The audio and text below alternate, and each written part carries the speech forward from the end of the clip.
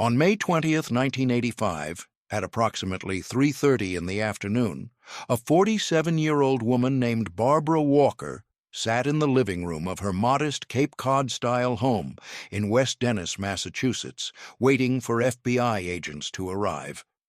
She had called them herself 4 months earlier, in January, but it had taken until now for the machinery of federal law enforcement to catch up with what she'd told them. Her ex-husband, John Anthony Walker, Jr., a retired Navy chief warrant officer, had been running a spy ring for the Soviet Union for nearly 2 decades. She knew this because she had helped him do it. And now, after years of silence born partly from fear and partly from something more complicated than fear, a kind of paralyzed complicity, she had decided to stop him. Not because she'd suddenly discovered patriotism, though that was part of what she would later claim. Not entirely because she was angry at him, though she was that too. But because her daughter, Laura, now 22 years old, had recently confided in her that John had tried to recruit her into the operation, and Barbara had realized with a clarity that had eluded her for 17 years that this would never end unless someone ended it. The story of the Walker spy ring is not primarily a story about Cold War ideology or Soviet intelligence tradecraft, though both of those elements are present.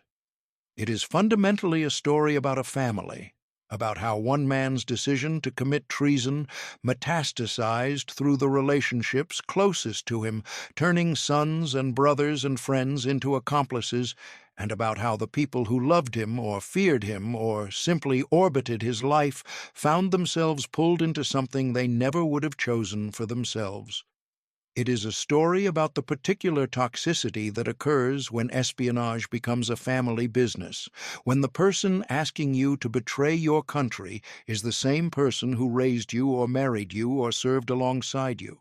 And it is a story about consequences that rippled outward from John Walker's initial decision in 1967 to walk into the Soviet embassy in Washington, D.C., consequences that would eventually destroy his family, compromise the security of the United States Navy's communications for nearly 2 decades, and raise questions about loyalty, coercion, family obligation, and individual responsibility that have no clean answers. John Anthony Walker, Jr. was born on July 28, 1937, in Washington, D.C., the son of a father who drank too much and a mother who worked as a beautician to keep the family afloat. He grew up in Scranton, Pennsylvania, in circumstances that were economically marginal but not desperately poor. His childhood was marked by his father's alcoholism and periodic absences, and by his mother's attempts to maintain stability in the face of that instability. He was an indifferent student, graduating from high school with grades that suggested intelligence, but not application. In 1955, at the age of 18, facing limited prospects in Scranton, he enlisted in the United States Navy. The Navy became the organizing principle of John Walker's adult life, not because he was particularly devoted to military service in any ideological sense, but because it provided structure, identity, and opportunity. He was assigned to submarine duty, which carried both prestige and higher pay within the Navy's hierarchy.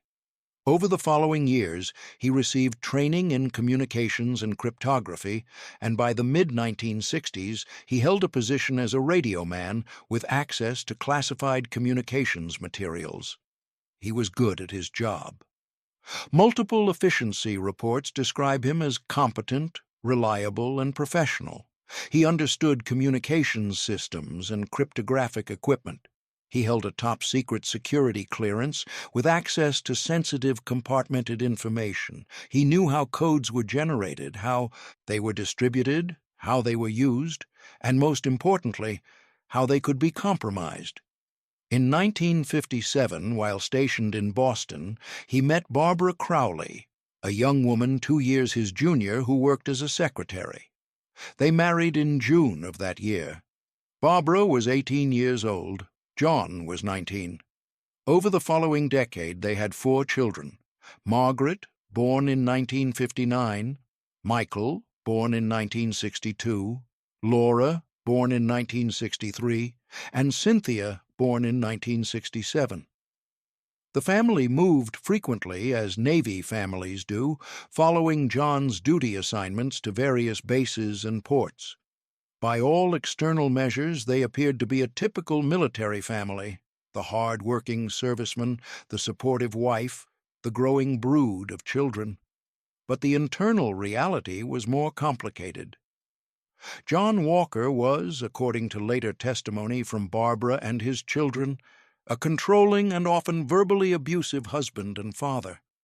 He managed the family, finances, and kept Barbara largely in the dark about their actual economic situation. He drank, sometimes heavily. He had affairs with other women, which Barbara knew about or suspected. The marriage was not happy, but it was functional in the way many unhappy marriages are functional. It persisted, held together by inertia, by the children, by Barbara's lack of alternatives, and by whatever remained of the early attraction that had brought them together. By late 1967, the functional facade was beginning to crack. John Walker had opened a bar in Charleston, South Carolina, called the Bamboo Snack Bar, using money borrowed from various sources. The bar was not successful. It lost money steadily. At the same time, John had accumulated significant personal debts from gambling and from attempts to maintain a lifestyle that exceeded his Navy salary. According to Barbara's later testimony, by the fall of 1967, the family was facing serious financial problems. John owed money to creditors. The bar was failing. Barbara had no idea how deep in debt they actually were because John had kept this information from her, but she knew things were bad because bill collectors were calling the house. It was in this context, financial desperation, combined with access to classified materials and a personality that appears to have contained both grandiosity and contempt for authority, that John Walker made the decision that would define the rest of his life and destroy his family. In December of 1967, while stationed at Norfolk, Virginia, serving on the staff of the Submarine Force Atlantic Fleet, he took classified cryptographic keying materials from his workplace, drove to Washington, D.C., and walked into the Soviet Embassy on 16th Street, NW. The decision to commit espionage, according to Walker's later statements to investigators and in interviews with journalists, was not ideological. He had no particular sympathy for communism. He had no moral objection to the American system. He was not motivated by political beliefs. He was motivated by money. He needed money to pay his debts, to save his failing business, to maintain the standard of living he wanted. And he had something the Soviets would pay for: access to classified naval communications. The logic, as he later explained it, was almost entrepreneurial. He had a product. They had money. It was a transaction. What exactly transpired during that first meeting at the Soviet embassy has never been fully disclosed, but the basic outline is clear from declassified documents and Walker's own accounts. He was received by KGB officers assigned to the embassy's intelligence section.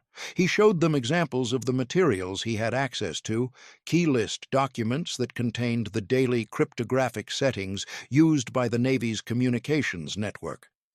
The KGB officers would have immediately recognized the extraordinary value of what he was offering. Cryptographic key lists are among the most closely guarded materials in any military organization because they allow encrypted communications to be decrypted.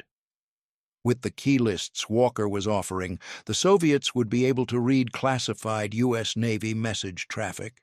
They would know ship movements, submarine patrol areas, tactical plans, operational procedures, weapons capabilities. The intelligence value was immense. According to later testimony, the KGB officers gave Walker a cash payment during that first meeting. Accounts vary on the amount, but it was several $1,000s. and they established a procedure for future contacts. Walker would photograph documents using a Minox camera they provided. He would deliver the film at prearranged locations, dead drops, where he would leave the film and pick up cash payments. They taught him basic tradecraft, how to determine if he was under surveillance, how to communicate through classified ads in newspapers, how to use one-time pads for encoded messages. They gave him a protocol for emergency contacts if something went wrong. And they told him to continue doing exactly what he had been doing, maintaining his position in the Navy, keeping his security clearance, continuing to have access to classified materials. They wanted him in place for the long term. Walker returned to Norfolk and resumed his duties. Over the following months, he systematically photographed classified materials and passed them to the Soviets. His financial situation improved. The bar remained unsuccessful and eventually closed, but his personal debts were paid off. He had money for the first time in years, not just enough money to cover expenses, but excess money, money to spend on the lifestyle he wanted. He bought a sailboat, he invested in other businesses, he maintained an apartment separate from the family home where he could entertain women. According to Barbara's later testimony, she noticed the improvement in their financial situation, but initially believed John had gotten a raise or a bonus or had found some legitimate supplemental income. She didn't ask many questions because their marriage had deteriorated to the point where they communicated primarily about logistics, the children's schedules, household expenses, when John would be home. It was in early 1968, just months after John's first contact with the Soviets, that Barbara discovered what her husband was doing. The discovery occurred not through any sophisticated investigative work, but through the mundane circumstances of daily life. According to her testimony, she was looking for something in John's dresser drawer one afternoon while he was at work, looking for a checkbook or a receipt, some ordinary domestic item, and found, hidden among his clothes, a stack of classified documents. They were marked with security classifications. They were clearly Navy materials.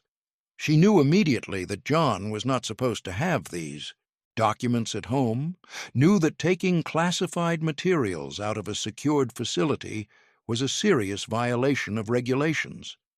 When John came home that evening, she confronted him. What transpired during that confrontation would become one of the central moral questions of the Walker case. According to Barbara's testimony, John initially tried to lie, claiming the documents were unimportant or that he had brought them home for work-related reasons. But Barbara pressed him, and eventually John told her the truth. He was passing classified materials to the Soviet Union. He was being paid for it. He had been doing it for months, and then, according to Barbara's account, he told her that she was now implicated. She had known about it. If she reported him, she would be arrested too. They would both go to prison. Their children would be taken away. The only option was to keep quiet and let it continue. Barbara Walker's decision in that moment, to not report her husband, to not contact authorities, to remain silent, has been analyzed and debated by investigators, journalists, and legal scholars in the decades since. Was it a choice born of fear? Was it coercion? Was it complicity? Was she a victim or an accomplice or both? The legal system would later struggle with these questions. Barbara herself would offer various explanations over the years. She was afraid of John. She was afraid of being arrested. She didn't understand the severity of what he was doing. She was trying to protect her children. She didn't know who to turn to. All of these explanations may contain elements of truth. But the result was that Barbara Walker, a Navy wife with no background in intelligence or espionage, became aware in 1968 that her husband was a Soviet spy, and she said nothing to anyone for 17 years. More than staying silent, Barbara became actively involved in the operation. According to testimony and evidence presented during later legal proceedings, she, helped John with various aspects of his espionage work. She served as a lookout during dead-drop operations, sitting in the car while John placed or retrieved materials. She helped him organize and catalog documents. She handled some of the cash payments, storing money in the house. She traveled with him on trips that were cover for meeting contacts or servicing dead drops. The extent of her involvement has been disputed. Barbara would later claim she did these things under duress, that John forced her to participate, that she had no choice. John would later claim she was a willing participant who enjoyed the extra money and the excitement. The truth likely falls somewhere between these accounts, in the complicated territory of a failing marriage where fear and complicity and financial dependence created a situation where Barbara felt she had no good options, and so she chose the option that seemed to preserve the most: her freedom, her children's stability, her husband's silence about her knowledge. Throughout the early 1970s, as America's involvement in Vietnam wound down and the Cold War entered a period of détente, John Walker continued his espionage work while advancing in his Navy career. In 1970, he was transferred to the Naval Communications Station in San Diego, California, where he served as a watch officer supervising communications operations. In this role, he had even broader access to classified materials, including not just key lists, but also technical manuals, operational plans, and information about new cryptographic systems being developed. The volume of materials he passed to the Soviets increased. His payments increased correspondingly.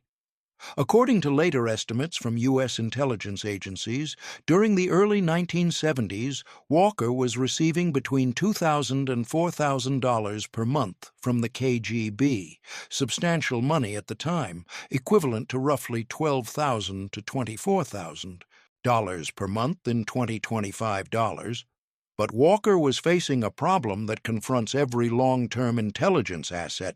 Career progression in the military eventually leads away from operational positions with direct access to classified materials and toward administrative or supervisory roles where access is more limited. By the mid-1970s, Walker was approaching the point in his career where he would either be promoted to senior enlisted ranks that would take him away from communications work, or he would retire. The KGB did not want to lose their most productive source within the U.S. Navy, and John Walker, for his part, had become accustomed to the income the espionage provided. He had developed a lifestyle dependent on that income. The solution he proposed to his Soviet handlers was both audacious and, in retrospect, almost inevitable, given the family dynamics that had developed. He would recruit additional sources. He would expand the operation. The first person John Walker recruited was not a family member, but a friend and fellow Navy serviceman named Jerry Alfred Whitworth. Walker had served with Whitworth on board the USS Niagara Falls in the late 1960s, and they had remained in contact after transferring to different duty stations. Whitworth was a senior chief radio man, exactly the kind of position Walker had held, with extensive access to classified communications materials. He was also facing financial problems. He had debt, an ex-wife demanding support payments, and the general economic pressures that affect people living on military salaries. According to later testimony, Walker approached Whitworth in 1974 with a proposition. He told Whitworth he had a way to make extra money, good money, by providing copies of classified materials to someone who would pay well for them. Walker did not initially tell Whitworth that the buyer was the Soviet Union. Instead, according to Whitworth's later account, Walker implied it was some kind of corporate espionage, or that the materials were being sold to a third party for technical information. Whitworth, after initial reluctance, agreed to participate. Whitworth's recruitment marked a significant expansion of the operation. While Walker had been productive as a solo asset, the combination of Walker and Whitworth, both with access to different classified systems and materials, provided the KGB with a much more comprehensive picture of U.S. Navy communications. Whitworth was stationed aboard various ships throughout the 1970s and early 1980s, including the USS Constellation and the USS Enterprise, both aircraft carriers that operated in sensitive areas during the Cold War. From these positions, he photographed key lists, technical manuals, operational plans, and reports about new cryptographic equipment. He passed these materials to Walker, who in turn passed them to the Soviets. Walker and Whitworth split the payments. Walker kept a larger share as the organizer and handler, while Whitworth received what amounted to a salary for his work.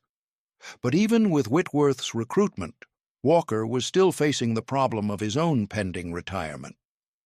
In 1976, after 21 years of service, he retired from the Navy at the rank of Chief Warrant Officer. His retirement ended his direct access to classified materials, but it did not end his espionage career. By this point, the KGB considered him too valuable an asset to simply let go. He had proven himself over nearly a decade. He had recruited a productive subsource in Whitworth. He had demonstrated initiative and capability. They wanted him to continue working for them, not as a direct collector of information, but as a handler and recruiter who could develop additional sources. And Walker, now in his late 30s, facing civilian life without the structure and identity the Navy had provided and accustomed to the income from espionage, was willing to continue. After his retirement, Walker moved to Norfolk, Virginia, and opened a private detective agency called Confidential Reports. The business was marginally successful, providing enough income to maintain a veneer of legitimacy, but its real purpose was to serve as cover for his continued espionage activities. He maintained contact with Whitworth, who was still in the Navy and still providing materials. He continued to meet with his Soviet handlers, now at dead drops in the Washington, D.C. area, rather than through diplomatic channels. He received training in more sophisticated tradecraft, and he began to consider who else he might recruit into the operation. The person John Walker chose to recruit next was his own son. Michael Lance Walker was born on March 28, 1962. The second child and first son of John and Barbara Walker. He grew up in the peripatetic world of a Navy family, moving from base to base, changing schools, making and losing friends as the family relocated. By all accounts, from teachers and acquaintances, Michael was a likable but unremarkable child. Pleasant, sociable, not particularly academic, interested in sports and cars and the ordinary concerns of adolescent boys. His relationship with his father was complicated in ways that Michael himself likely didn't fully understand until much later. John Walker was a remote and often critical father, emotionally absent even when physically present, demanding respect and obedience without offering much affection or approval in return. But John was also the dominant figure in Michael's life, the person whose approval Michael sought and rarely received, the standard against which Michael measured himself, and inevitably fell short. In 1979, at the age of 17, following his father's example, Michael enlisted in the Navy.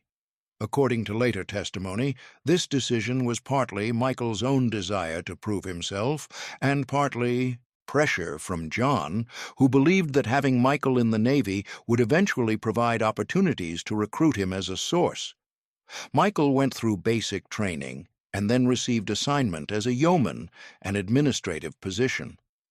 In 1982, he was assigned to the staff of the Amphibious Squadron 8 aboard the USS Nimitz, based in Norfolk.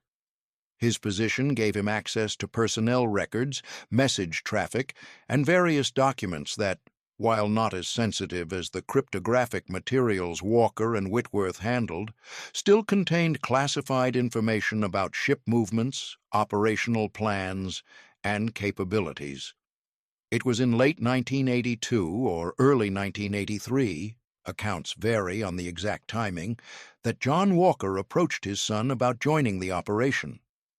According to Michael's later testimony, the recruitment did not occur through a single conversation, but through a gradual process. John began asking Michael about his work, about what kind of materials he had access to, about security procedures on the ship. He spoke approvingly about the importance of making money, about not being limited by the low salaries the Navy paid, about taking advantage of opportunities. And then, according to Michael's account, John told him directly he was working for people who would pay good money for classified documents, and Michael could make substantial money by providing copies of materials he had access to. John, in Michael's recollection, framed this not as treason, but as a business opportunity, as something that wasn't really harmful, because the information Michael had access to wasn't that important. Michael Walker's decision to agree to his father's proposal has been analyzed almost as much as Barbara's decision to remain silent. Was it genuine agreement or coercion? Was Michael, at 20 years old, capable of understanding the gravity of what he was agreeing to? Did he believe his father's minimization of the harm they were causing? Was he desperate for his father's approval? The evidence suggests elements of all of these factors. Michael testified that he was initially uncomfortable with the idea, but that his father was insistent. He felt pressure to prove himself to his father, to finally gain the approval he had never received. He needed money. He was young, he had expenses, he wanted things he couldn't afford on a Navy yeoman's salary. And he trusted his father's judgment about the risk and significance of what they were doing. John Walker told him the materials weren't important, that they were just documents, that no one was getting hurt, that it was just business. And Michael, who had spent his entire life seeking his father's validation, believed him. Michael began photographing documents aboard the USS Nimitz. He used a Minox camera that John had given him, the same type of camera John had used years earlier. He photographed message traffic, personnel rosters, operational schedules, reports. He met with his father during shore leaves and passed him the film. John paid him in cash, not large amounts, a few $100s at a time, pocket money for a young sailor, but enough to feel significant. And Michael, testifying years later, would describe a kind of cognitive dissonance, where he knew on some level that what he was doing was wrong, but managed to suppress that knowledge through a combination of his father's assurances, his own denial, and the fact that the consequences seemed abstract and distant, while the money was immediate and real. But even as Michael was being drawn into his father's operation, the family was fragmenting. John and Barbara's marriage, which had been dysfunctional for years, finally collapsed. In 1976, the same year John retired from the Navy, Barbara filed for divorce. The divorce proceedings were bitter and protracted. According to court records, Barbara accused John of infidelity, of financial misconduct, of controlling behavior. John accused Barbara of being an unfit mother, of alcoholism, of mental instability. The divorce was finalized in 1976, with custody of the younger children, Laura and Cynthia, going to Barbara, while Margaret and Michael, the two older children, were essentially adults by that point and outside the custody arrangements. Barbara received a small monthly support payment. John retained most of the couple's assets, such as they were. After the divorce, Barbara struggled. She had limited work experience and no college education. She worked a series of low-paying jobs, as a secretary, as a clerk, eventually as a bookkeeper. She drank heavily, which she later acknowledged as a serious problem during this period. She maintained sporadic contact with her children, but her relationship with them was strained by the divorce, by her drinking, by her own depression and dysfunction. And she carried with her, every day for the next 9 years, the knowledge of what John had been doing and what she had helped him do and what she had never reported. The person John Walker recruited next, in 1980, was his brother. Arthur James Walker was born in 1934, 3 years before John, into the same difficult family circumstances in Scranton. Unlike John, Arthur did not pursue a military career initially. He worked various civilian jobs throughout the 1950s and 1960s in factories as a truck driver in manual labor positions. He married and had children. He struggled financially, never quite finding stable employment or a clear path forward. According to later testimony from family members, Arthur had always been the less successful brother, the one who seemed to drift through life, while John, despite his own problems, had at least the structure and identity that came from military service. Arthur resented this dynamic, but also sought John's approval and guidance. When Arthur finally enlisted in the Navy in 1953, John was already serving, and Arthur's decision was partly an attempt to follow in his younger brother's footsteps. By 1980, Arthur Walker was approaching retirement from the Navy.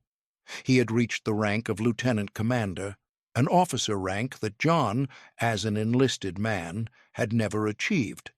But Arthur's position was in logistics rather than communications, and his access to highly classified materials was limited.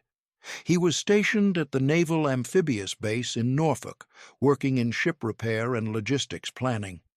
When John approached him about joining the operation, and the exact date of this recruitment is unclear, though it occurred sometime around 1980, Arthur's position offered only marginal intelligence value.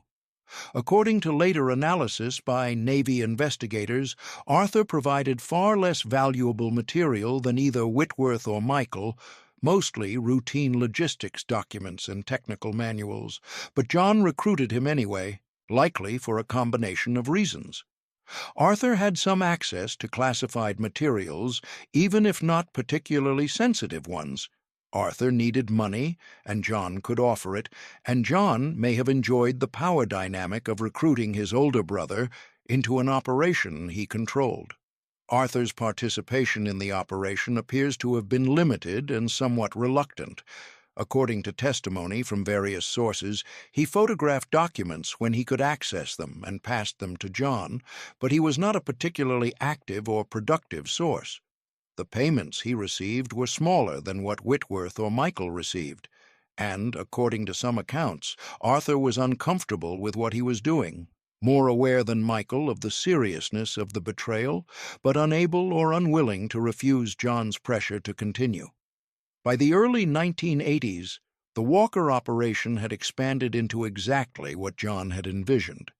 A family-based network with multiple sources, all controlled by him, all providing materials to the Soviets through dead drops he serviced, all receiving payments he distributed after keeping a substantial percentage for himself. The operation had been running for 15 years. It showed no signs of being detected. John Walker had developed sophisticated tradecraft. He used multiple vehicles, switching between them to detect surveillance. He traveled extensively, using his private detective business as cover to service dead drops in various cities. He communicated with his Soviet handlers through elaborate systems involving classified advertisements in newspapers and encoded messages. He had accumulated significant wealth, not millionaire-level wealth, but enough to buy a sailboat, to invest in real estate, to maintain the lifestyle he wanted. But the operation contained within it the seeds of its own destruction, and those seeds were growing in ways John Walker did not fully perceive. The fundamental problem was that espionage, which requires absolute secrecy and compartmentalization, cannot coexist indefinitely with family relationships, which are defined by connection and shared knowledge. The more people John brought into the operation, the more points of potential failure he created. Every person who knew was a person who might, under the right circumstances or for the right reasons, decide to tell someone. And in a family network, those circumstances and reasons were multiplied by all the resentments, conflicts, and pressures that families accumulate over time. Michael Walker was the first point of failure. According to his later testimony, by late 1983 or early 1984, he was becoming increasingly uncomfortable with his participation in the operation. He had transferred from the USS Nimitz to shore duty, which limited his access to classified materials, and he had begun thinking about leaving the Navy when his enlistment ended. He had gotten married, and his wife, who knew nothing about his espionage work, was pregnant. He was 21 years old, facing adult responsibilities, and he was starting to understand, in a way he hadn't at 20, what he had actually been doing. He testified later that he would lie awake at night thinking about what would happen if he got caught, about the prison time he would face, about how his wife would react if she found out, about what it would mean for his unborn child to have a father in federal prison for espionage. In early 1984, Michael told his father he wanted to stop. According to Michael's account, John reacted with anger and then with threat. He told Michael that he couldn't stop, that he was already implicated, that if he stopped cooperating, John would ensure he was caught. He told Michael that the only way to stay safe was to continue. Michael, still afraid of his father and still susceptible to his father's manipulation, continued providing materials for several more months. But the internal conflict was growing. Michael later described a sense of being trapped, unable to continue but afraid to stop, knowing what he was doing was wrong, but feeling he had no way out. The second point of failure was Jerry Whitworth. By 1984, Whitworth had been providing materials to Walker for 10 years. He had been paid approximately $332,000 during that time, according to later financial analysis. Substantial money, but not the kind of wealth that would allow him to stop working. Whitworth had continued his Navy career, transferring from ship to ship, always in communications positions that gave him access to classified materials. But Whitworth, unlike Michael, had begun to understand the full scope of what he was involved in. According to testimony from acquaintances and evidence from personal letters, Whitworth had figured out that the materials were going to the Soviet Union, not to some benign third party as Walker had initially implied. He understood that what he was doing constituted treason, and he was terrified of being caught.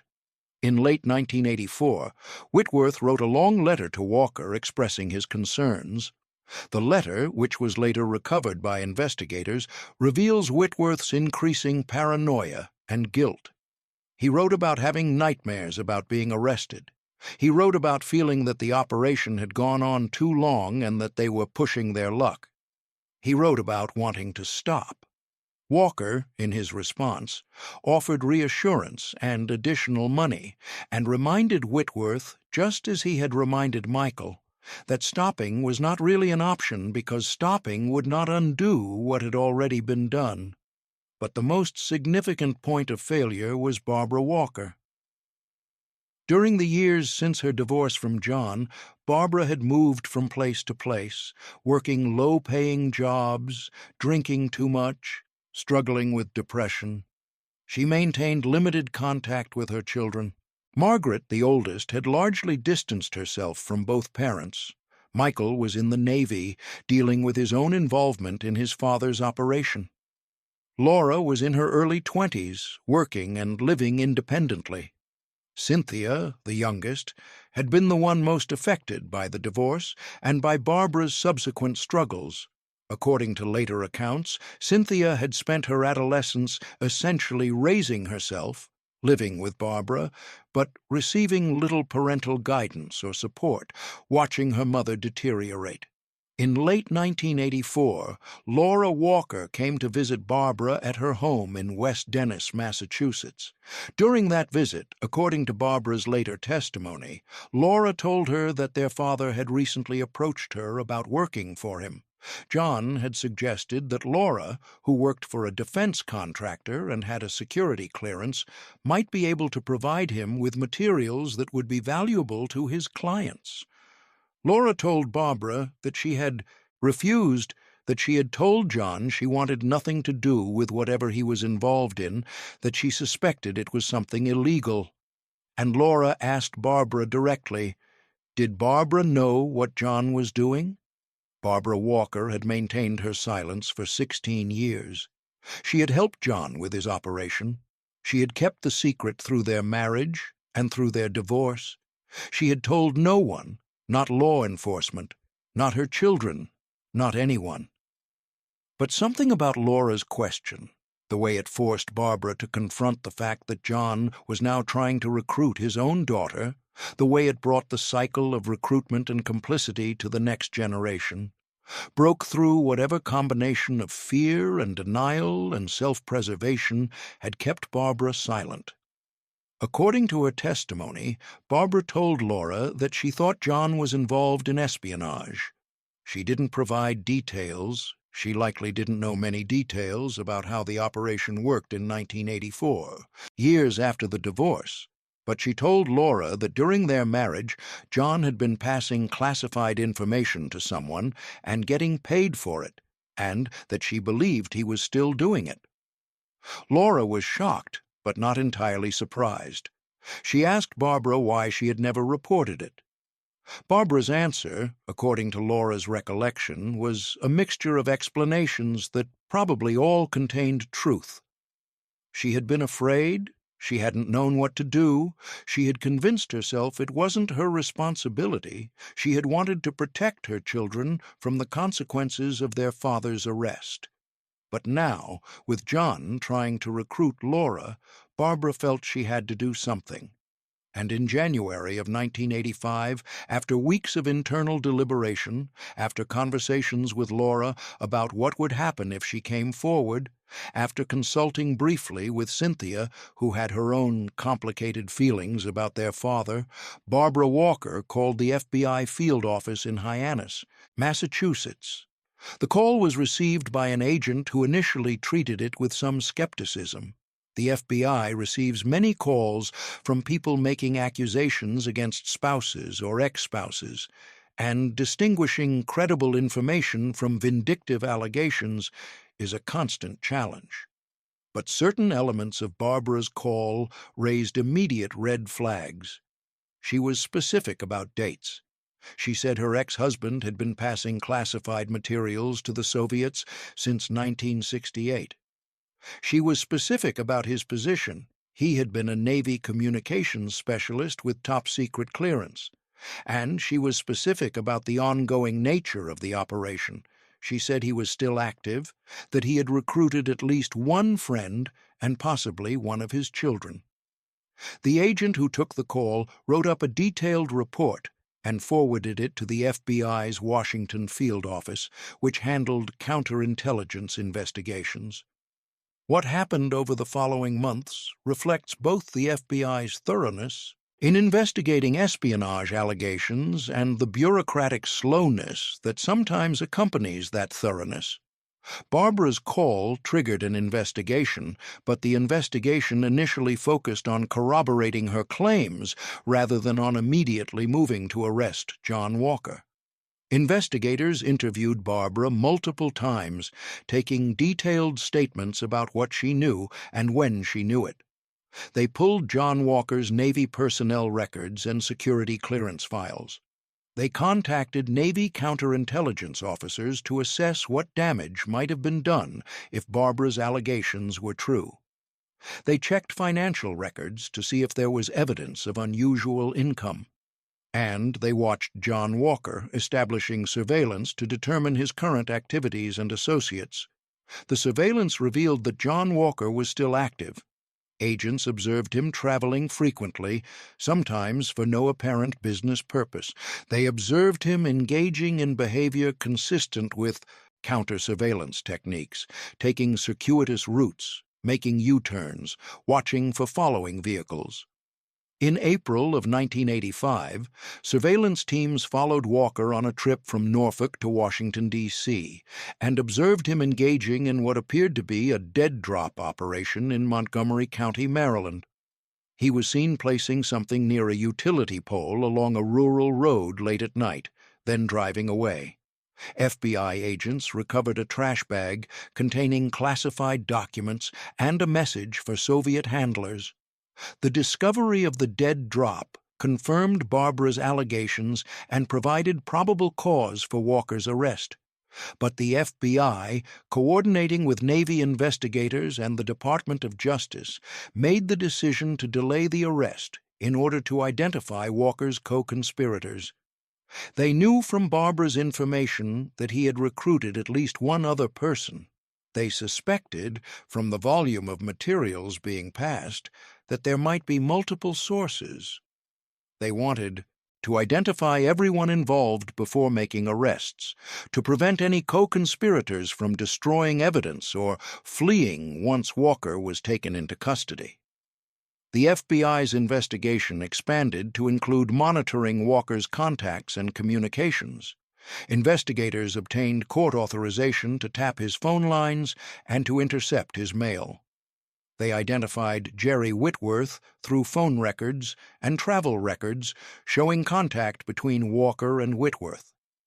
They identified Michael Walker through similar records and through Barbara's information that John had mentioned recruiting his son. They identified Arthur Walker through family connections and through surveillance showing contact between the brothers. And they began the painstaking process of documenting the full scope of the operation, building a case that would result in convictions. On May 20th, 1985, the FBI decided they had enough evidence and information to make arrests without risk of compromising the investigation. That morning, agents took John Walker into custody while he was making a dead drop in Montgomery County, Maryland. He was arrested at approximately 3:30 a.m., caught in the act of servicing a dead drop location. He was carrying classified documents, a Minox camera, cash, and communications materials.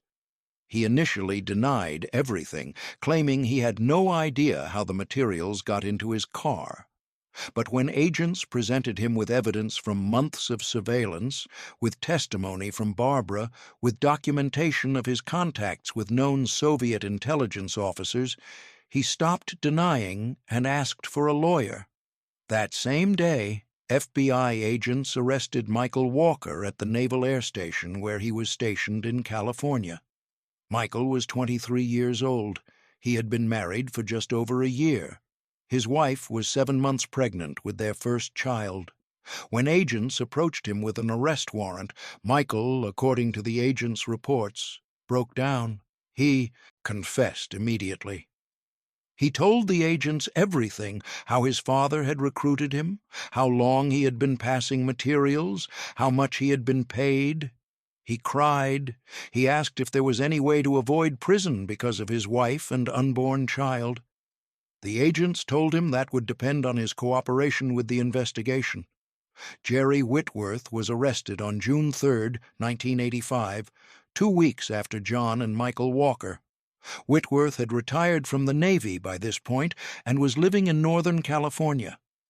He was arrested at his apartment by FBI agents who had obtained a warrant based on evidence from John and Michael Walker's interrogations.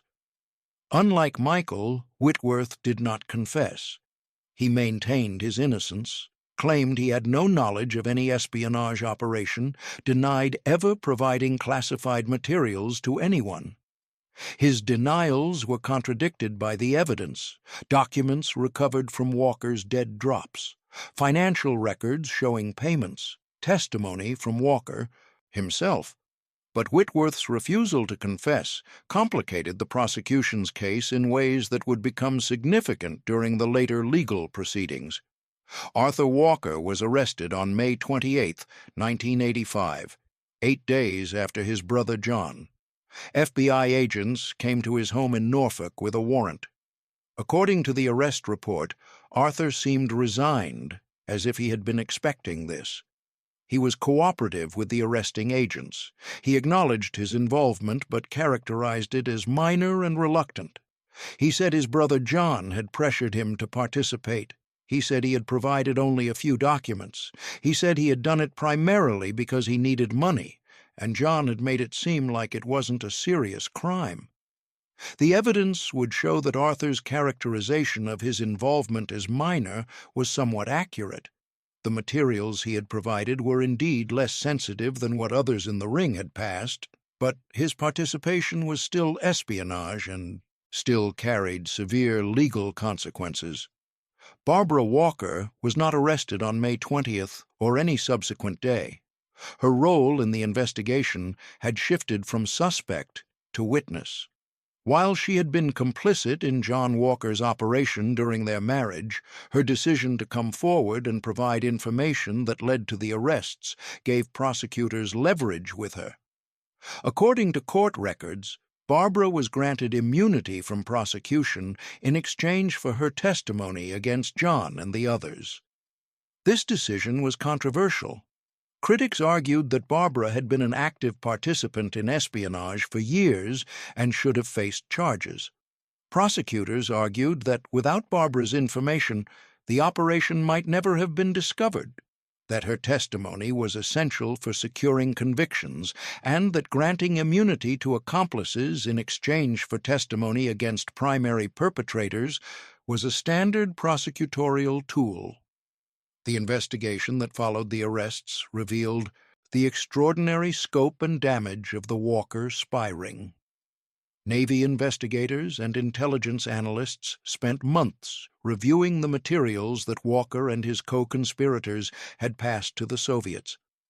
According to declassified damage assessment reports, the Walker ring had compromised essentially every classified naval communications system in use during the 1970s and early 1980s. They had provided key lists for over 1 million encrypted messages. They had passed technical manuals for cryptographic equipment. They had disclosed operational plans, ship movements, submarine patrol areas, weapons systems capabilities, and tactical procedures. The Soviets had been able to read classified U.S. Navy message traffic for nearly 2 decades. The strategic implications were staggering. During the height of the Cold War, when the balance of power between the United States and the Soviet Union rested partly on the assumption that each side's military communications were secure, the Walker Ring had given the Soviets complete access to the Navy's most sensitive information. According to assessments by senior Navy officials, if the Cold War had turned hot, if there had been military confrontation at sea, the intelligence provided by the Walker Ring would have given the Soviet Navy an overwhelming advantage. They would have known where American ships were positioned. They would have known patrol routes for submarines carrying nuclear weapons. They would have known tactical plans and operational procedures. Former Secretary of Defense Caspar Weinberger testified before Congress that the Walker Ring had been the most damaging espionage case in American history.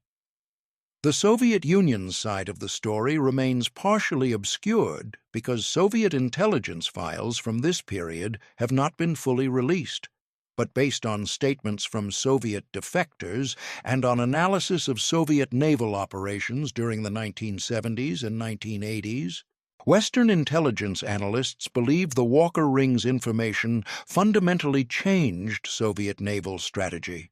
The Soviets developed new tactics specifically designed to exploit the intelligence they were receiving. They positioned assets based on American ship movements they knew about through decrypted communications. They modified their own communications security in response to what Walker's materials revealed about American code-breaking capabilities. The relationship was symbiotic and devastating. Walker provided information, the Soviets used it and paid him. and the cycle continued for 18 years. The legal proceedings against the Walker ring began in the summer of 1985 and continued into 1986. The prosecution was handled by the U.S. Attorney's Office for the Eastern District of Virginia, which had jurisdiction because many of the crimes had occurred in the Norfolk area. The lead prosecutor was U.S. Attorney Henry Hudson, who coordinated with Navy investigators and FBI agents to build cases against all 4 defendants. John Walker's prosecution moved quickly because he decided to cooperate with investigators. According to court records and later interviews, Walker made this decision partly as a strategic calculation and partly to protect his son. The evidence against him was overwhelming. He had been caught in the act of servicing a dead drop. His ex-wife was testifying against him. His son had confessed and implicated him. Physical evidence tied him directly to Soviet intelligence. Conviction was certain. The question was what sentence he would receive. Federal espionage charges carry penalties up to and including death, though the death penalty is rarely sought in peacetime espionage cases. Walker's attorney negotiated a plea agreement. Walker would provide full cooperation, testifying truthfully about the operation and identifying all materials he had passed to the Soviets, and in exchange prosecutors would not seek the death penalty and would recommend a life sentence rather than death. Additionally, and critically for Walker, prosecutors agreed that if Walker cooperated fully, they would recommend leniency for Michael. On October 28, 1985, in federal court in Baltimore, Maryland, John Walker pleaded guilty to 1 count of espionage and 1 count of conspiracy to commit espionage. During the plea hearing, he provided a detailed statement describing his espionage activities from 1967 through 1985, naming his co-conspirators and acknowledging the damage he had caused. The plea agreement was accepted by the court. Sentencing was scheduled for later, after Walker had completed his cooperation with investigators. Michael Walker's case followed a similar trajectory. His attorney also negotiated a plea agreement, though Michael's was less explicitly tied to his father's cooperation. Michael pleaded guilty to espionage charges on November 1, 1985. His sentencing, like his father's, was delayed pending his cooperation with the damage assessment process. The government's position was that Michael, while guilty of serious crimes, had been recruited and manipulated by his father, had provided less sensitive materials than the others, had confessed immediately upon arrest, and was cooperating fully. These factors would be considered as mitigating circumstances during sentencing. Arthur Walker, unlike his brother and nephew, chose to go to trial. His trial began on July 22, 1986, in federal court in Norfolk, Virginia. Arthur's defense strategy was to argue that he had been coerced by John, that his involvement had been minimal and reluctant, and that the materials he provided were not particularly sensitive. The prosecution presented evidence including testimony from John Walker, financial records showing payments Arthur had received, and classified documents that had been recovered from Soviet dead drops. Barbara Walker testified about her knowledge of Arthur's involvement. The trial lasted 2 weeks. On August 9, 1986, the jury returned a guilty verdict on all counts. Arthur Walker was convicted of espionage and conspiracy. Jerry Whitworth's case was the most complicated and the most vigorously contested. Whitworth maintained his innocence throughout the investigation and prosecution. He claimed that he had never knowingly provided classified materials to Soviet intelligence, that he had believed the documents he gave Walker were going to some other entity for legitimate purposes, and that he had been deceived by Walker about the true nature of the operation. The prosecution's case against Whitworth rested heavily on testimony from John Walker, who described recruiting Whitworth and receiving materials from him over many years, and on financial evidence showing that Whitworth had received over $300,000 in payments from Walker. The prosecution argued that no one who received that much money over 10 years could plausibly claim ignorance about what was actually happening. Whitworth's trial began on March 19, 1986, in federal court in San Francisco, California. The trial was lengthy and complex, involving extensive classified evidence that had to be handled under special security procedures. The prosecution presented 48 witnesses over 6 weeks. Whitworth's defense attorneys argued that he had been a dupe, that Walker had manipulated him, that the government could not prove beyond reasonable doubt that Whitworth knew the materials were going to the Soviet Union. The defense portrayed Whitworth as naive and gullible, someone who had made bad decisions but not treasonous ones. On July 24, 1986, after 11 days of deliberations, the jury returned its verdict. Whitworth was found guilty on all counts, including espionage, conspiracy, and multiple counts of tax evasion for failing to report the income from his espionage activities. The verdict was a significant victory for the prosecution and a devastating blow to Whitworth, who had apparently believed until the verdict was read that the jury might accept his claim of ignorance. The sentencing hearings for the 4 convicted members of the Walker Ring occurred between late 1986 and early 1987. These hearings were attended by Navy officials, intelligence analysts, prosecutors, defense attorneys, family members, and journalists. The government presented extensive arguments about the severity of the damage the Walker Ring had caused and the need for substantial prison sentences as both punishment and deterrence. On November 6, 1986, John Walker was sentenced to life imprisonment without possibility of parole. The judge, U.S. District Judge Alexander Harvey II, described Walker's crimes as a betrayal of trust of the highest order, and noted that the damage to national security had been immense and ongoing. The life sentence was the most severe penalty available under the plea agreement that had spared Walker from a potential death sentence. Walker showed no emotion during the sentencing. He was remanded to federal custody immediately. Michael Walker was sentenced on March 18, 1987, to 25 years in federal prison. The sentence reflected the government's recognition that Michael had been recruited and manipulated by his father, that he had cooperated fully after his arrest, and that he had been a relatively minor participant in the overall operation. The judge noted during sentencing that Michael's actions were serious crimes, but that he appeared to be genuinely remorseful and that the court took into account his youth and the influence his father had exerted. Michael's wife attended the sentencing hearing with their infant daughter. The prosecution did not oppose Michael's request to remain free on bail pending the exhaustion of his appeals, and the judge granted that request. Michael served his sentence beginning in 1987. Arthur Walker was sentenced on November 12, 1986, to life imprisonment. The sentence was harsher than what Arthur's defense attorneys had hoped for, given that Arthur had been a relatively minor participant who provided less sensitive materials than the others.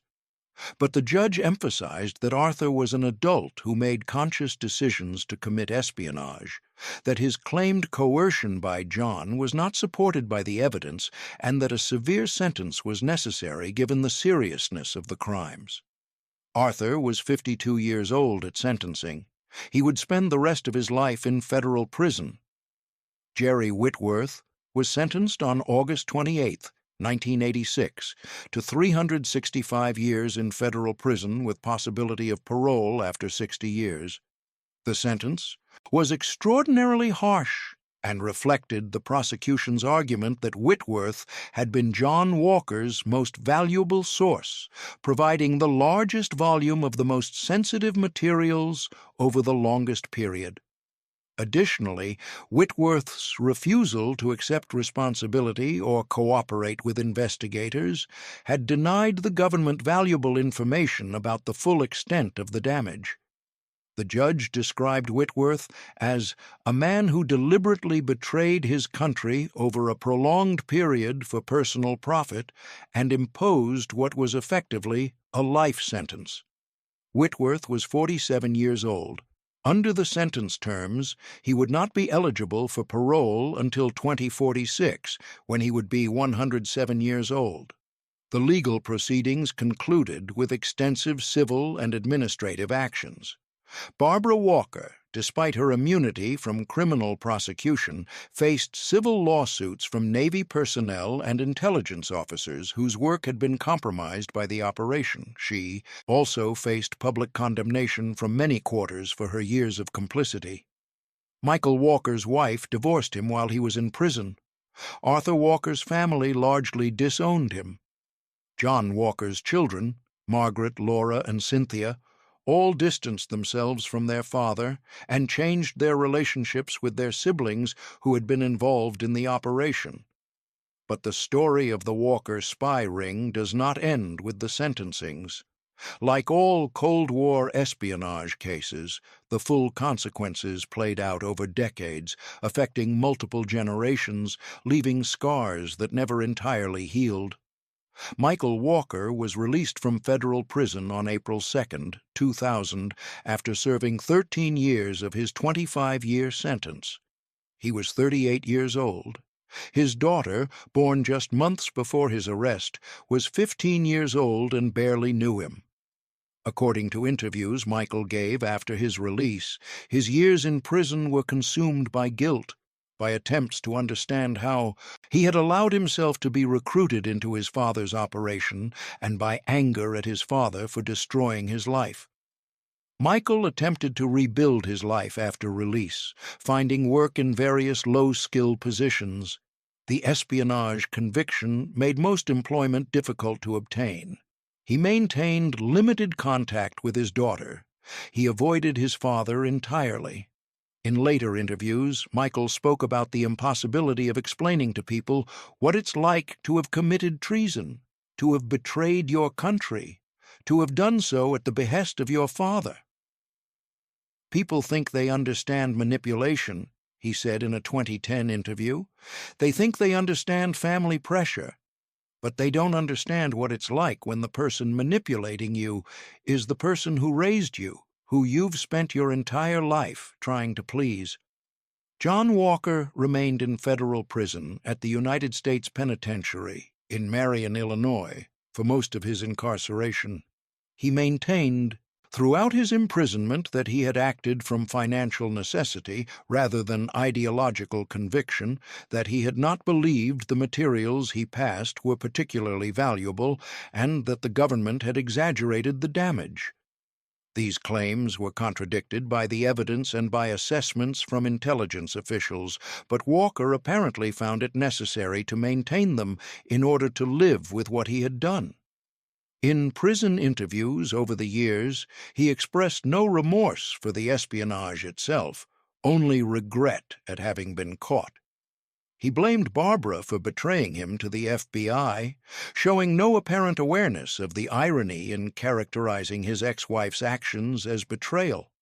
He maintained contact with his daughter Laura, who struggled with complicated feelings about her father, hatred for what he had done, particularly his attempts to recruit her, but also some lingering attachment born from their early relationship before the divorce.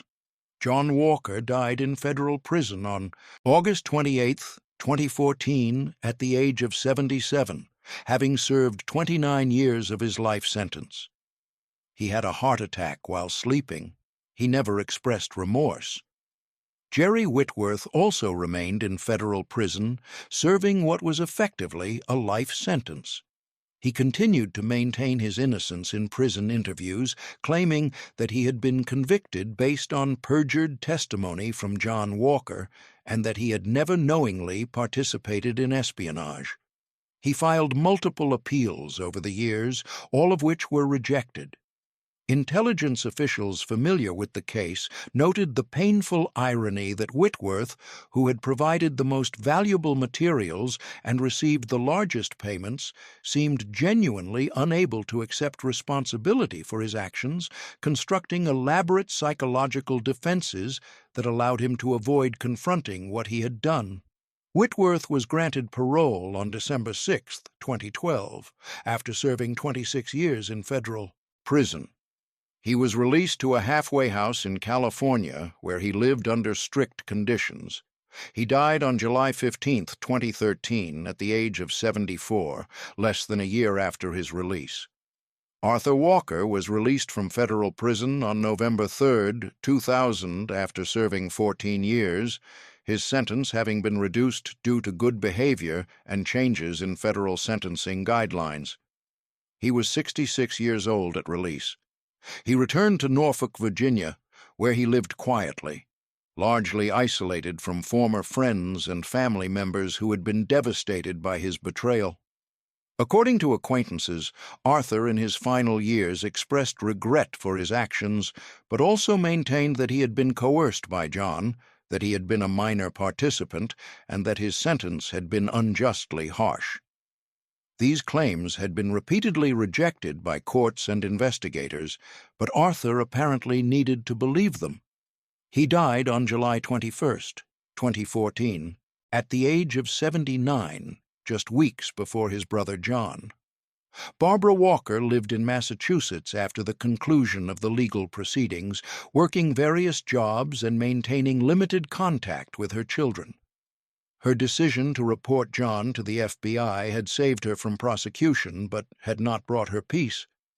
According to interviews she gave in later years, she struggled with guilt about her years of complicity, with awareness that she had helped John commit espionage for more than a decade before finally coming forward.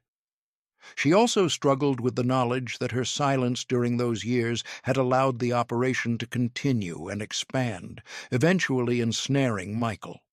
In interviews, she alternated between blaming John for forcing her involvement and accepting responsibility for her own choices.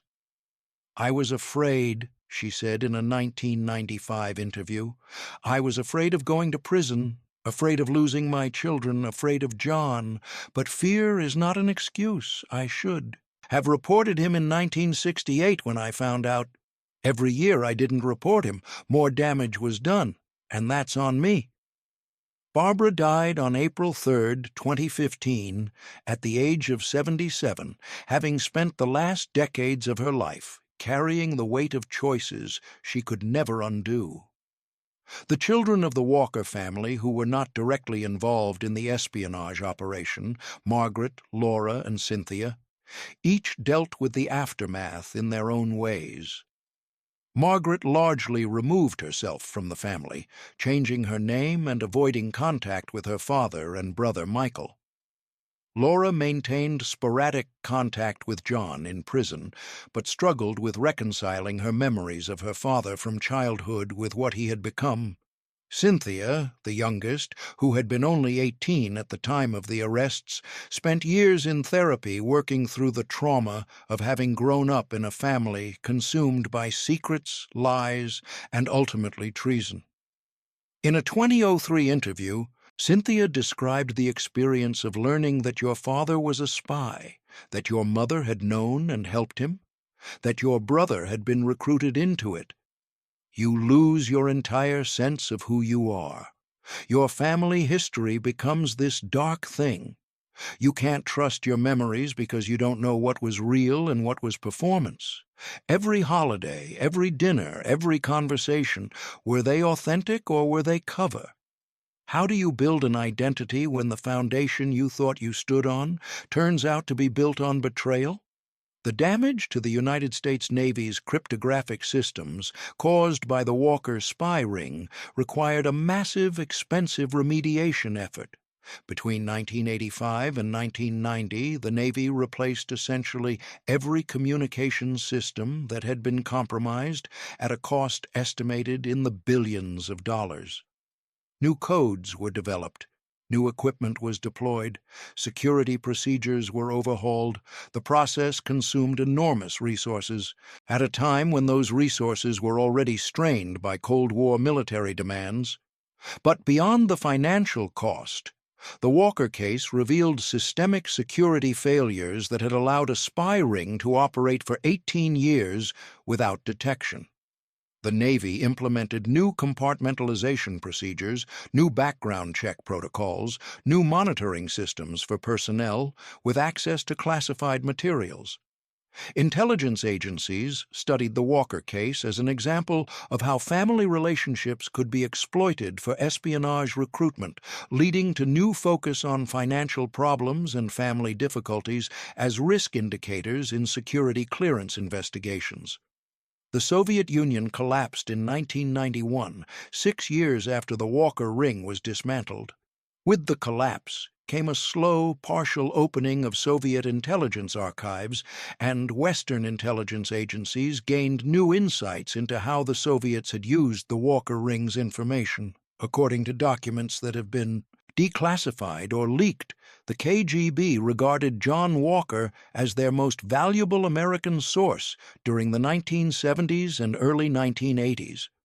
Soviet naval commanders had integrated Walker's information into their operational planning to such an extent that when the flow of information stopped with Walker's arrest, the Soviet Navy had to fundamentally reassess their understanding of American capabilities and intentions.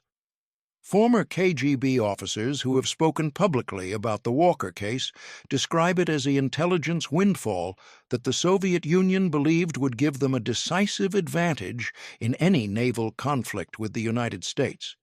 But the question that haunts the Walker case, the question that has no satisfactory answer, is the question of responsibility in a system that creates opportunities for betrayal and in family dynamics that make that betrayal possible.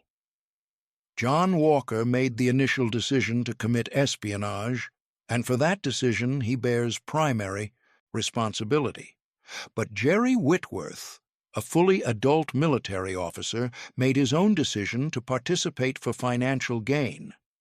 Arthur Walker, despite his claims of coercion, chose to provide materials to his brother rather than report him. Michael Walker, even accounting for his youth and his father's manipulation, made choices that he knew were wrong. And Barbara Walker chose silence for 17 years. Each of these people existed within systems that created the opportunities and pressures that led to their choices. The Cold War created a context where classified information was valuable and where the adversary was willing to pay for it. The military promotion and pay system created financial pressures that made espionage appealing to people facing debt. The security clearance system granted access to sensitive materials based on trust that proved, in these cases, to be misplaced.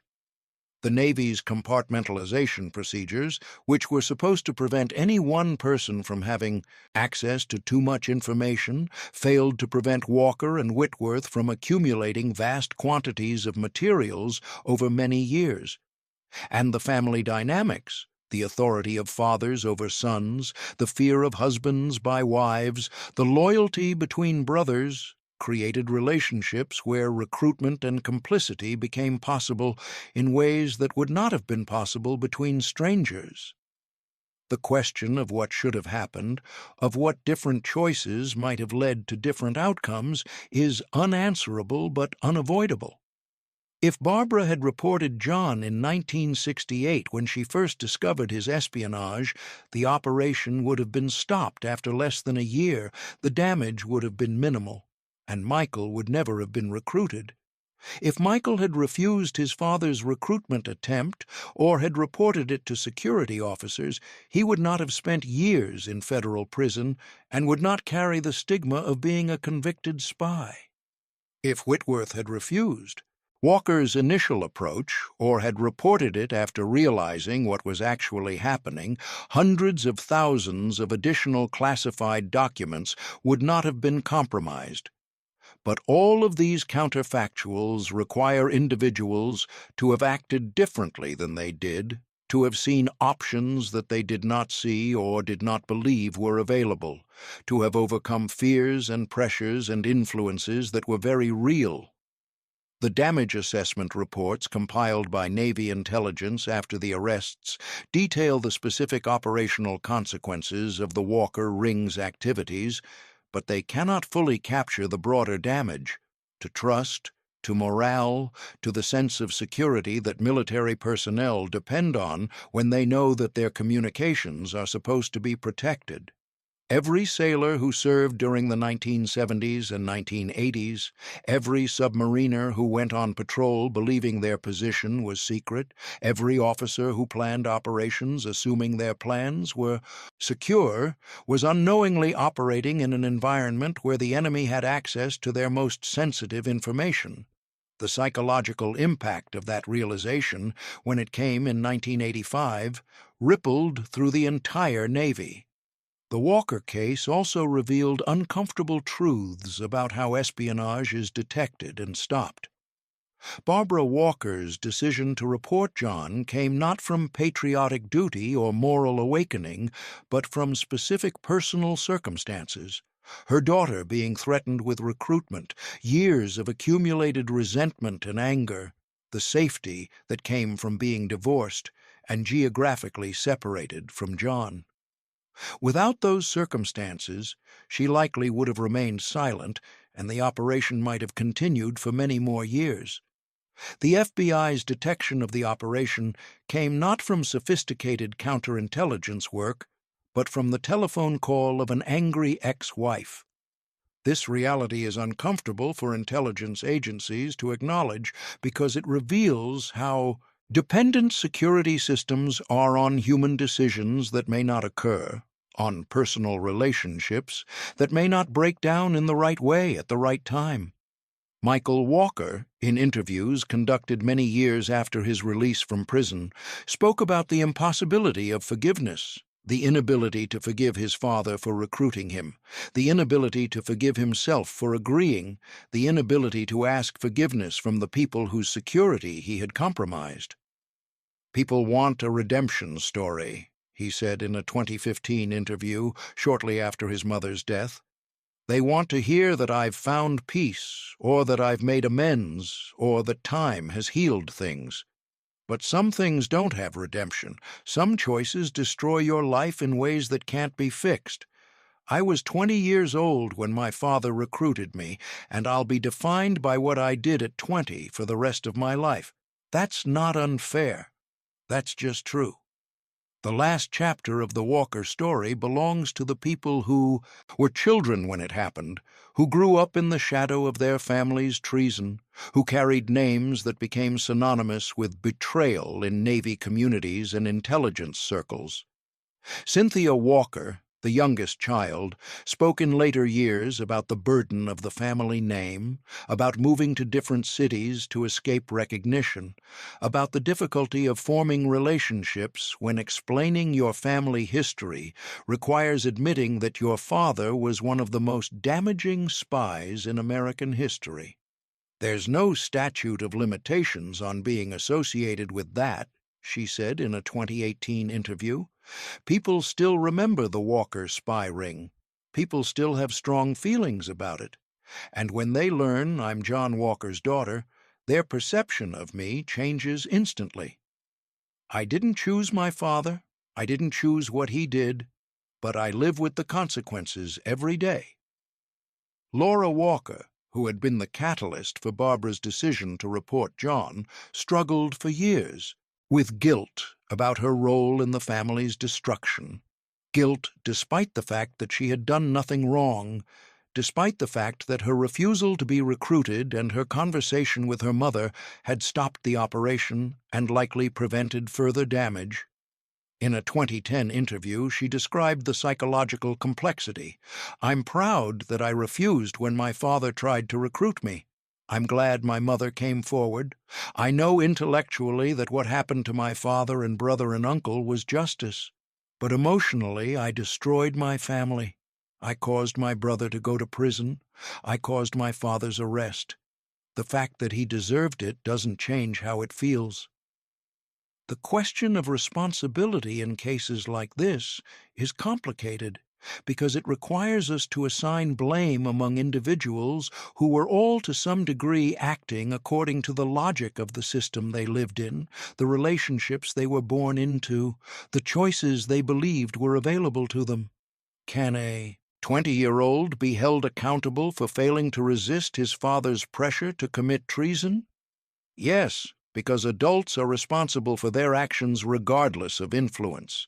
But also no, because family relationships create power dynamics that make free choice more complicated than legal doctrine sometimes acknowledges. Can a wife be held accountable for not reporting her husband's espionage when she fears the consequences of doing so? Yes, because silence is complicity, but also no, because fear is a powerful constraint, and the law recognizes coercion as a mitigating factor. Can a man be fully condemned for recruiting his own son into espionage when he himself was operating within a moral framework so distorted by his initial betrayal that he could no longer distinguish between business and treason? Yes, because he made that initial choice freely. But also no, because once you've committed espionage for years, once you've built your life around that betrayal, the psychological mechanisms that allow you to continue become self-reinforcing. The Walker spy ring operated for 18 years, from December 1967 until May 1985, during which time they passed approximately 1 million classified documents to the Soviet Union and received payments estimated at over $1 million in total. The damage to national security was assessed as catastrophic by multiple government agencies. 4 men went to federal prison, where 3 of them died. One wife gained immunity by betraying her husband. One son spent 13 years in prison for crimes he committed at his father's behest. 4 children who were never charged with any crimes carried the burden of their family name for the rest of their lives. And the Navy spent billions of dollars replacing cryptographic systems that had been compromised by a retired chief warrant officer motivated primarily by money, a senior chief radio man who convinced himself he wasn't really doing anything wrong, a lieutenant commander who followed his younger brother's instructions, and a young sailor who wanted his father's approval. John Walker was 30 years old when he first walked into the Soviet embassy in Washington, D.C. He was 77 when he died in federal prison, believing that he had been unfairly prosecuted, that the damage had been exaggerated, that he had just been doing what he needed to do to survive financially. And in between, he destroyed everything: his family, his legacy, his country's security, his own freedom. The question of whether he understood this, whether he ever confronted the magnitude of what he had done, whether he experienced remorse in any genuine sense, remains unanswered. His children believe he did not. His fellow inmates reported that he never spoke about his crimes with anything resembling regret, and his final years, spent in medical facilities within the prison system, provided no deathbed confessions or final reckonings. Michael Walker was released from prison at 38, having lost his 20s and most of his 30s to incarceration for crimes he committed at 20 and 21. He lived quietly in California, avoided publicity, worked when he could find employers willing to hire a convicted spy, and tried to build some kind of relationship with the daughter who barely knew him. He never reconciled with his father. He never fully reconciled with himself. In his final interview before refusing further media contact in 2018, he said, "People ask me if I blame my father. The answer is yes, absolutely. He recruited me. He manipulated me. He destroyed my life. But I also made the choice. Every time I photographed a document, every time I passed film to him, every time I took his money, I made a choice. Young, stupid, pressured choices, but choices, and you don't get to undo those. The legacy of the Walker spy ring is preserved in classified damage assessments that will likely never be fully declassified in changes to Navy security procedures that remain in effect 40 years later in academic studies of espionage psychology and family dynamics, and in the memories of people who served during those years and learned that their security had been an illusion. It is preserved in the family members who lived through it and in the next generation who inherited the burden of the name. And it is preserved as one of the central case studies in how espionage operations work, how they're detected, and how the damage they cause extends far beyond the classified documents they compromise to the human relationships they destroy and the trust they undermine. The Cold War ended. The Soviet Union dissolved. The cryptographic systems that were compromised have long since been replaced by new systems with new security protocols. The submarines that went on patrol with codes that the Soviets could read have been decommissioned and scrapped. The sailors who served on those submarines, wondering if their positions were truly secret, are mostly retired or dead. But the fundamental questions the Walker case raises about loyalty, family, coercion, responsibility, and the limits of forgiveness have no expiration date. They persist because they're not really questions about the Cold War or about naval communications or about Soviet intelligence. They're questions about what people do when faced with impossible choices, about how family relationships can become vehicles for betrayal, and about whether understanding why someone committed treason makes that treason any less destructive. John Walker committed espionage for money. Jerry Whitworth committed espionage for money. Arthur Walker committed espionage for money and familial pressure. Michael Walker committed espionage for his father's approval and money, and because he was young and manipulated. Barbara Walker remained silent for 17 years because she was afraid and because she felt trapped and because every year of silence made it harder to break that silence. None of these explanations excuse what any of them did. But explanations and excuses are different things. And the Walker case forces us to grapple with that difference, to acknowledge that people make devastating choices for reasons that are comprehensible even when those choices are unforgivable, to recognize that understanding the logic that led to betrayal doesn't require accepting that betrayal as justified, to see that the same person can be simultaneously victim and perpetrator depending on which relationship you're examining. The Walker spy ring was dismantled in 1985. The people who ran it are mostly dead now. The children who survived it are entering old age carrying scars that never healed. And the only certainty is that when espionage becomes a family business, when classified secrets are passed between fathers and sons, and brothers and friends, when the bonds that should protect become the mechanisms of betrayal, the damage extends far beyond whatever intelligence value the documents contained. It destroys the relationships themselves. It destroys trust. It destroys the possibility of ever knowing whether any part of those relationships was genuine or whether everything was performance, whether love was real or just another operational tool, whether family meant anything or was just the most effective recruiting ground for treason.